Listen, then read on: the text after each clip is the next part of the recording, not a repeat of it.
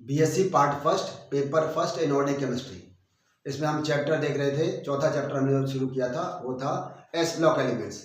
इस S block elements की हमने 2 क्लास पढ़ ली थी।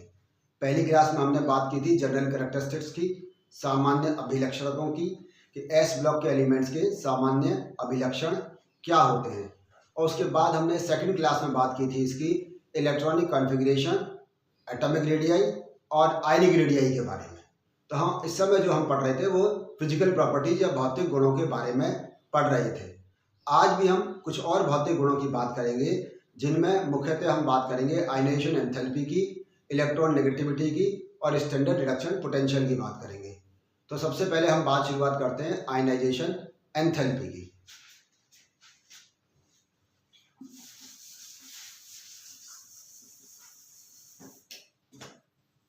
आयनाइजेशन एंथैल्पी, 2 फिजिकल प्रॉपर्टीज की हम बात कर चुके थे, इलेक्ट्रॉनिक कॉन्फ़िगरेशन, एटॉमिक और आयनिक रेडियाई की। तो ये तीसरी फिजिकल प्रॉपर्टी है आयनाइजेशन एंथैल्पी। ये आप जानते हैं, इसको हमने पहले क्लास में जो इससे पहले चैप्टर पढ़ा था पीरियोडिक प्रॉपर्टी, जिसमें हमने सीखा था कि आयनाइजेशन एंथैल्पी है क्या। आयनाइजेशन एंथैल्पी क्या है कि किसी भी उदासीन गैसीय विलगित परमाणु से एक इलेक्ट्रॉन को निकालने के लिए दी जाने वाली आवश्यक ऊर्जा को आयनाइजेशन एंथैल्पी या आयनन एंथैल्पी कहते हैं। Minimum amount of energy required to remove an electron from neutral gaseous isolated atom is called ionisation enthalpy. अब बात करते हैं एल्कली मेटल और एल्कलाइन अर्थ मेटल के संदर्भ में, यानी कि एस ब्लॉक एलिमेंट्स के संदर्भ में बात करते हैं। तो ये जो एल्कली मेटल्स हैं, इनमें जैसा कि हम जानते हैं, हमने पहले वाली क्लास में सीखा था कि इनके आउटर मोस्ट शेल में एक इलेक्ट्रॉन है, और जो आउटर मोस्ट शेल का इलेक्ट्रॉन एल्कली मेटल में और एल्कलाइन अर्थ मेटल में आउटर मोस्ट शेल में 2 इलेक्ट्रॉन है। ये लूजली बाउंडेड होते हैं। ये न्यूक्लियस से बहुत ढीले आकर्षण बल से बंधे रहते हैं। कारण क्यों बंधे रहते हैं? क्योंकि इनका न्यूक्लियस से साइज, न्यूक्लियस से इनकी दूरी जो है वो बहुत अधिक होती है। आउटर मोस्ट शेल में है, न्यूक्लियस से दूरी बहुत अधिक है। इस कारण से इनके इलेक्ट्रॉन को निकालने के लिए बहुत कम ऊर्जा की आवश्यकता होती है। तो सीधे सीधे शब्दों में हम कहें कि एस ब्लॉक एलिमेंट्स की आयनाइजेशन एंथैल्पी का मान बहुत कम होता है। और यदि एक पीरियड की बात करें, एक आवर्त की बात करें, तो आयनाइजेशन एंथैल्पी एस ब्लॉक के एलिमेंट्स की सबसे कम होती है। एल्कली मेटल की तुलना में एल्कलाइन अर्थ मेटल्स की आयनाइजेशन एंथैल्पी थोड़ी सी अधिक होगी, लेकिन जो एल्कली मेटल्स हैं उनकी एक पीरियड में आयनाइजेशन एंथैल्पी सबसे कम होती है। और कारण आपके समझ में आ गया, क्योंकि आउटर मोस्ट शेल में एक इलेक्ट्रॉन जो लूजली बाउंडेड है उसको निकालने के लिए बहुत कम ऊर्जा की आवश्यकता होगी। ये बात समझ आ गई? दूसरी बात को समझे, जब हमने कहा कि हम टॉप टू बॉटम जाएंगे ग्रुप में, एक तो हमने अभी तो बात की थी पीरियड की, अब बात कर रहे हैं टॉप टू बॉटम। जैसे हमने अगर एल्कली मेटल्स की बात करें तो लिथियम से हम फ्रेंशियम तक जाए, तो जब हम टॉप टू बॉटम जाते हैं तो भी आयनाइजेशन एंथैल्पी डिक्रीज होती चली जाती है।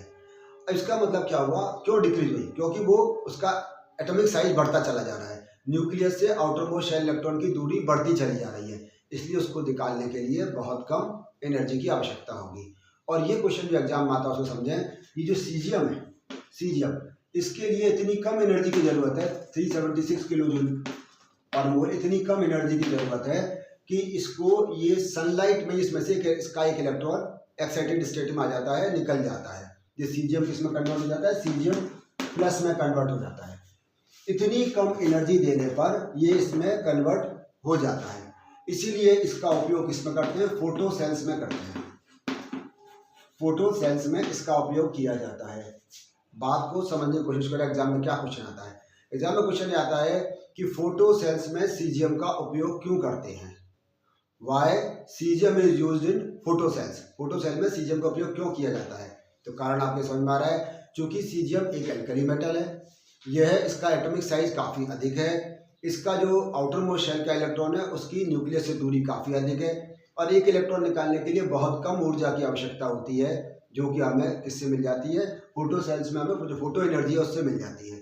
इसलिए इन सीजियम की प्लेट का उपयोग, सीजियम प्लेट का उपयोग किसमें करते हैं? फोटो सेल्स में करते हैं। यहाँ दूसरी बात ये सीखनी थी। तीसरा क्या सीखना है? जैसे मानो हमने कहते हैं NaCl बनता है, NaCl2 क्यों नहीं बनता? ये तो बनता है, ये क्यों नहीं बनता? इसका मतलब ये हुआ कि Na+ में तो कन्वर्ट हो जाता है, लेकिन Na2+ में कन्वर्ट नहीं होता है। बात समझ रही है? Na2+ में। इसका कारण, उसका भी जवाब ऐसा एग्जाम में क्वेश्चन आता है कि NaCl बनता है NaCl2 नहीं, या Na+ आसानी से बन सकता है Na2+ नहीं। तो इसका जवाब भी हम किससे दे सकते हैं? आयनाइजेशन एंथैल्पी से दे सकते हैं कि जब ये Na+ में कन्वर्ट होगा, Na किस में कन्वर्ट होगा? Na+ में, तो ये इनर्ट गैस कॉन्फ़िगरेशन अचीव कर लेगा। ये 281 था और ये 28, ये इनर्ट गैस कॉन्फ़िगरेशन या नियोन गैस जैसा कॉन्फ़िगरेशन ये अचीव कर लेता है। लेकिन जब इसको इसमें से एक और इलेक्ट्रॉन निकालेंगे तो वो इनर्ट गैस से कॉन्फ़िगरेशन से हमें इलेक्ट्रॉन निकालना पड़ेगा, जिसके लिए कि बहुत अधिक ऊर्जा की आवश्यकता होती है। आप जानते हैं inert gas configuration stable configuration है और उसमें से एक इलेक्ट्रॉन निकालने के लिए बहुत अधिक ऊर्जा की आवश्यकता होगी। इसलिए Na से जो Na+ बन रहा है वो तो आसानी से बन जाएगा, क्योंकि एक इलेक्ट्रॉन निकालना है और ये Na+ में कन्वर्ट हो जाएगा और इनर्ट गैस कॉन्फ़िगरेशन अचीव कर लेगा। लेकिन NaCl2 बनने के लिए इनर्ट गैस कॉन्फ़िगरेशन से एक इलेक्ट्रॉन और निकालना पड़ेगा, जिसके लिए बहुत अधिक ऊर्जा की आवश्यकता होती है, जो सामान्य परिस्थितियों में संभव नहीं है। इसलिए ये NaCl2 नहीं बनता है। इसी प्रकार का क्वेश्चन ऐसे आता है कि MgCl2 बनता है लेकिन MgCl3 नहीं। यह भी क्वेश्चन आता है एग्जाम में, इसका जवाब भी इसी तरह से दे दोगे। इसकी आयनेशन, फर्स्ट आयनेशन एंथैल्पी, जिसको हमने IE1 कहा था, और IE2, इसकी वैल्यू कम होती है। IE1 और IE2 की वैल्यू कम है, लेकिन IE3 की वैल्यू बहुत ज़्यादा है। क्यों? क्योंकि इसका इलेक्ट्रॉनिक कॉन्फ़िगरेशन कितना है? यहाँ पर हम देखें, यहाँ पर इसका जो इलेक्ट्रॉनिक कॉन्फ़िगरेशन होगा वो 282 होता है, और जब ये MgCl2 में कन्वर्ट होता है तो ये 28 रह जाता है। ये 28 किसका था? Mg का। किस में कन्वर्ट हो गया? 28 में। ये स्टेबल कॉन्फ़िगरेशन मिल गया 2 इलेक्ट्रॉन का निकलने पर। लेकिन तीसरा इलेक्ट्रॉन फिर वही किससे निकालना पड़ेगा? इनर्ट गैस कॉन्फ़िगरेशन से एक इलेक्ट्रॉन निकालना पड़ेगा, और वो निकालना सामान्य परिस्थितियों में संभव नहीं है। इसलिए MgCl2 तो बनता है, लेकिन MgCl3 कभी नहीं बनता, क्योंकि इसके तीसरे इलेक्ट्रॉन निकालने के लिए बहुत अधिक ऊर्जा की आवश्यकता होगी। तो ये बात हमें बहुत अच्छे से समझ में आती है। एक और बात को समझने की कोशिश करें। जैसे मान लीजिए हम बात कर रहे हैं मैग्नीशियम के लिए, इसकी जो मैग्नीशियम की पहली जो आयनेशन एंथैल्पी है वो IE1, वो लगभग 750 किलोजूल पर मोल के आसपास होगी, और जो इसकी जो सेकंड आयनेशन एंथैल्पी है वो 1450 लगभग, जो ऑलमोस्ट वैल्यूज है, ये किलोजूल पर मोल, इतनी है वैल्यू। अगर हम यही बात सोडियम के लिए करते हैं तो सोडियम की इसकी जो वैल्यू है 496, इसकी आयनेशन एंथैल्पी 496 किलोजूल पर मोल है। अब यहाँ 2-3 बातें से समझने की कोशिश करें। एक तो सोडियम की तुलना में मैग्नीशियम की फर्स्ट IE ज़्यादा है।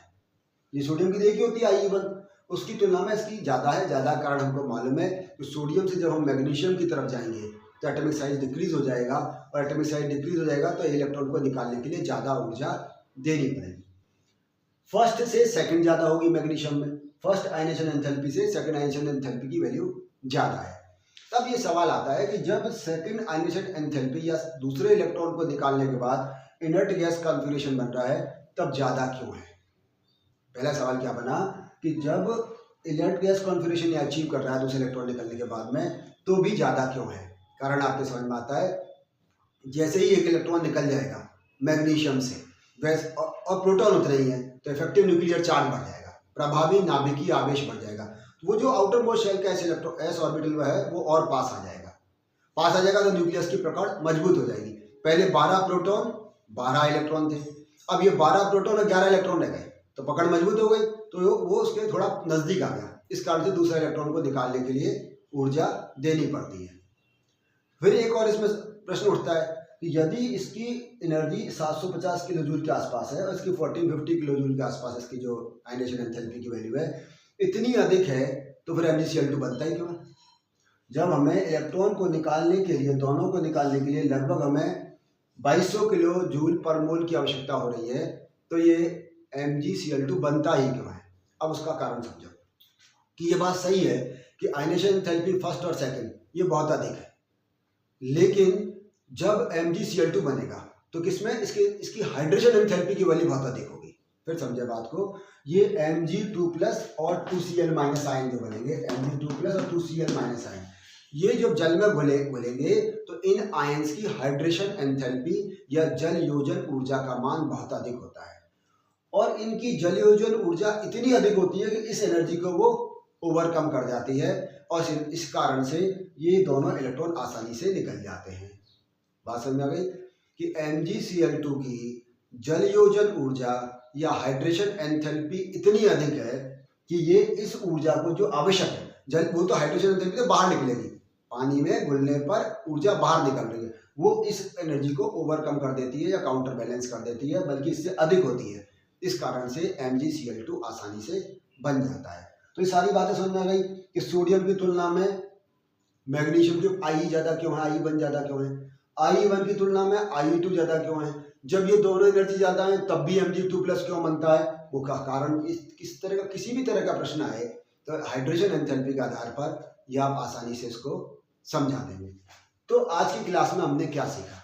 आज की क्लास में हमने सीखा आयनेशन एंथैल्पी के बारे में कि आयनेशन एंथैल्पी है क्या, ionisation enthalpy S block elements की क्या होती है, एल्कली मेटल्स के लिए क्या है, एल्कलाइन अर्थ मेटल्स के लिए क्या है आयनेशन एंथैल्पी, और उसके बाद में ये किस प्रकार से आयन बनाती हैं, इनको हमने गहराई से सीखा।